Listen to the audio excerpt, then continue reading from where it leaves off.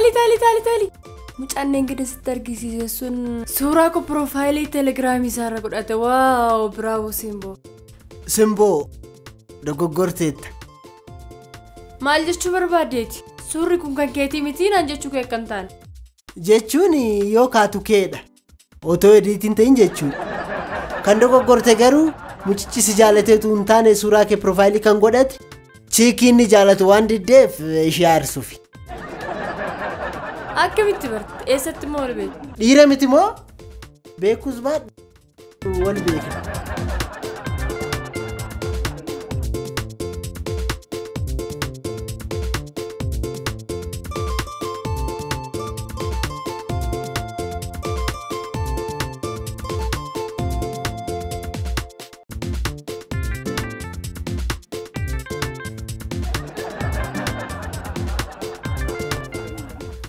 Simbo, garuu sittiin qorruu ganama kanan qamisii gabaabaa yeroo uffattu. Uyyee, dubaroonni qamisii gabaabaa yeroo uffatan kan ittiin qorrineef salphina isaanii waan uffisaniif. Salphinni na'amooyi. Salphaa ho'a keessattuu.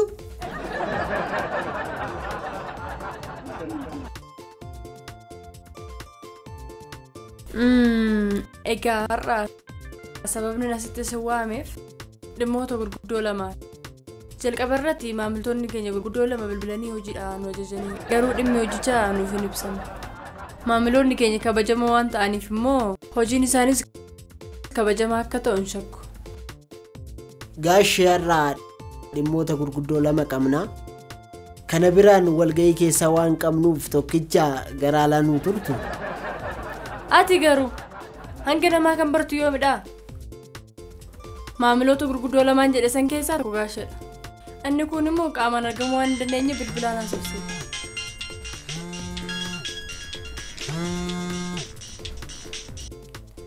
Nagaan isiniif haa ta'u warra furmaatatti maal isiniif ajajamu? Manaa jabduu fi cimtuu kan taate argachuu barbaade garuu daqiiqaa 30 keessatti argachuu. Tole kabajamuu maamila keenya daqiiqaa 15 sarara irratti nu eegdu. Kabajamuu maamila keenya galatooma. Haa ta'u galatooma dhiifama.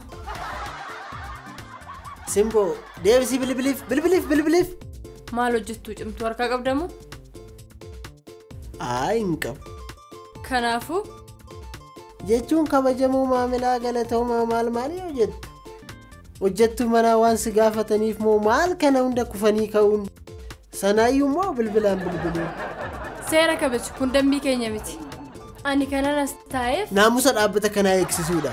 Nan beeka isaanis yeroo hunda garaa duwwaa waan si dhaggeeffataniif du'aniyyuu hin dagatan. Gurbaan ala ajaja ofii kabajuu dhiisuun seeraan ala. Sanaayyuu maamila teechisanii maal kun gowwaa? Gaashee, alarra maamilli jiraayi. Kabajamoo maamila keenya gaashee jedhamanii hin turre? Tarii ofuma isaaniitiin jechaa jiru ta'a. Amma yeroo hin qabnu. Ariitiidhaan gara dhimmichaa waa'ee hojjettuu namicha kana dafnee too furmaata taagoon sarara irratti nu eegaa jiru. Ani gama kiyyaaf hojjettuu amma jettan argachuu hin danda'u.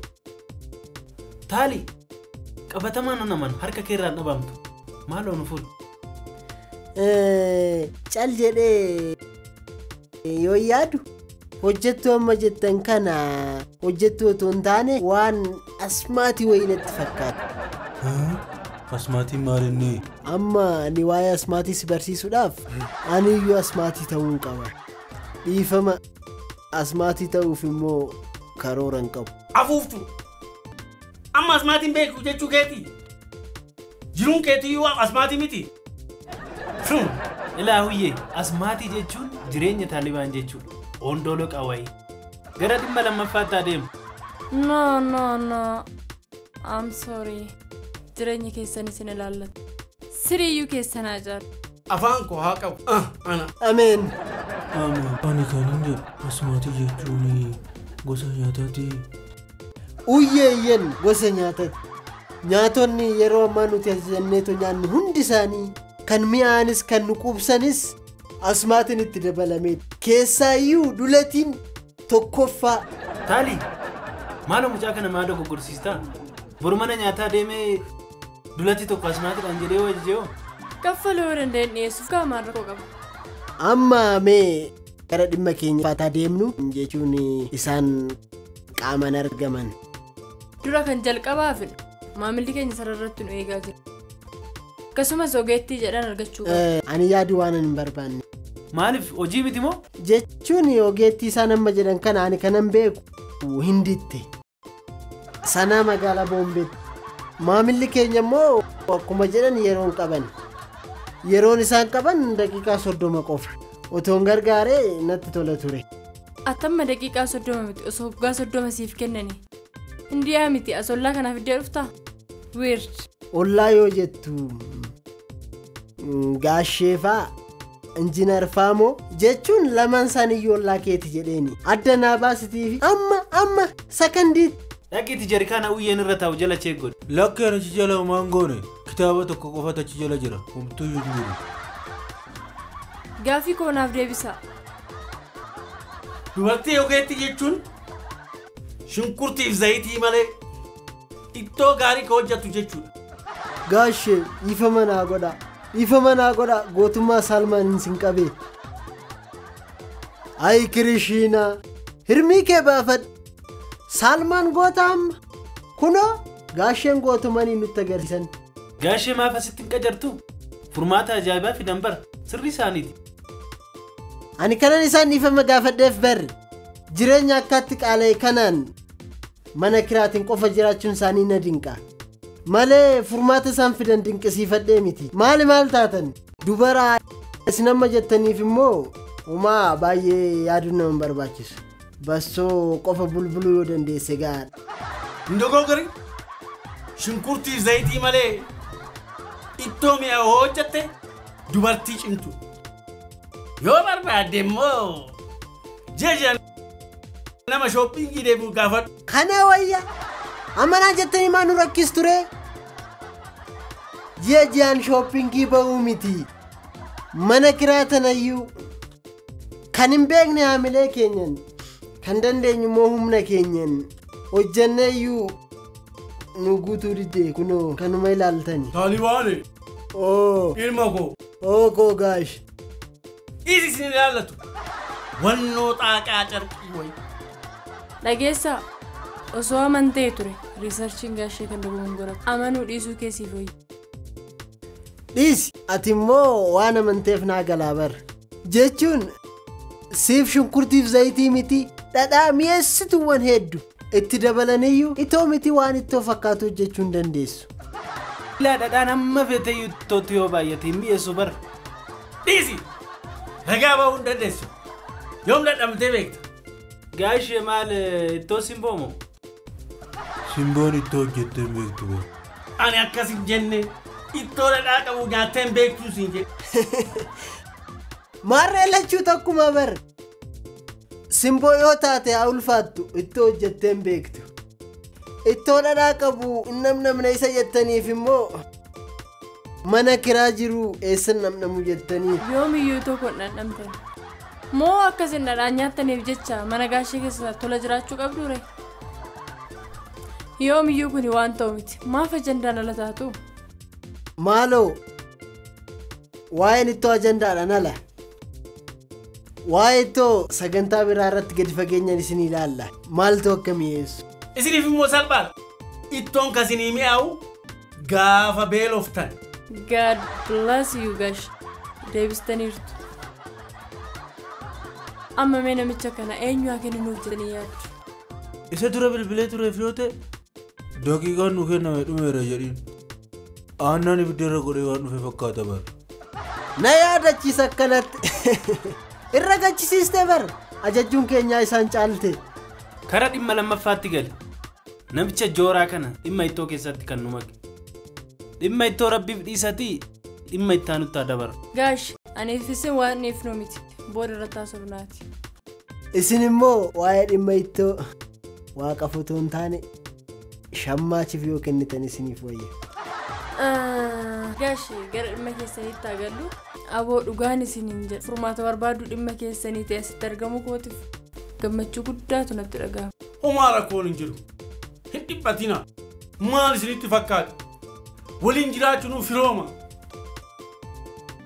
nuti ammaan booda waliin fira. Galatoomaa gaash. Kanaan booda eegga fira taane mana kiraanum kaffalchiistan jechuudha mitiire. Bitaa yoo ta'e malee siin galu. Elaa gaashee maarshiin isaa kan fuulduraas kan duubaas hin hojjetu bar akkuma sinjeerii keessanii.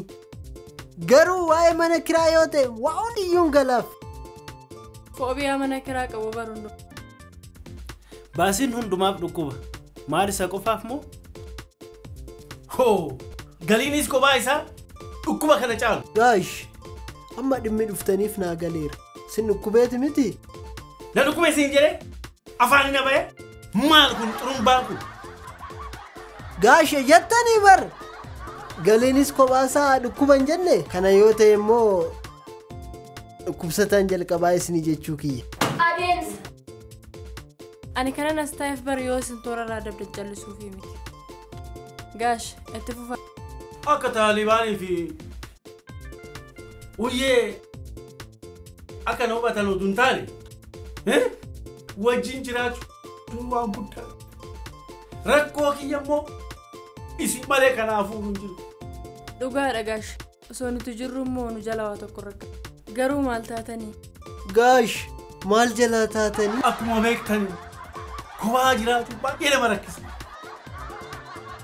Kophaa jiraachuu na jibbisiisee jira.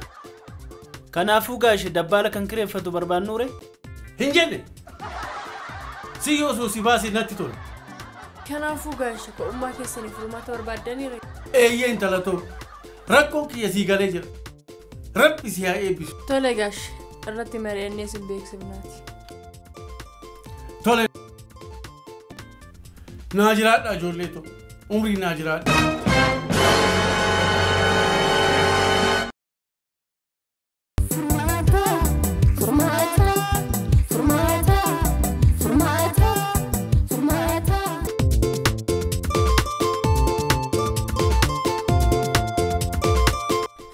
Amma ajandaa kanarraa baanee gara dhimma gaashee adeema. Maal akka ta'an namni tilmaamuu danda'u nu keessa jira? Ko'ummaadha jedhanii nun akka namaatti nu ilaalle jechuudha. Sanaa mana kiraa. Hojjechuuleen hojjenne guyyaa biraatti waliin hin jenne. Anillee dadhabeera gara manaa ta'uun galee natti tola.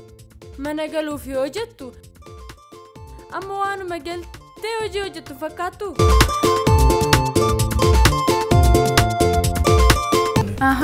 Haadha musaayyuu mucayyoodhaaf qoricha naaf bitta. Kanaafi kan akka qananiisa kuttee na bira darbaa jirtuuf sa'aatii 71 irra gahee jedhi ka. Sa'aatii tokko guutuu qabnaati dhiisiitii kottu. Eenyu akka taate dhaqee ilaalu. Jechuun waa biraa maafiinsi barbaade dhugaa si argachuu kootti baay'ee carraa. Dhiisi carraan qabdu. Furmaata.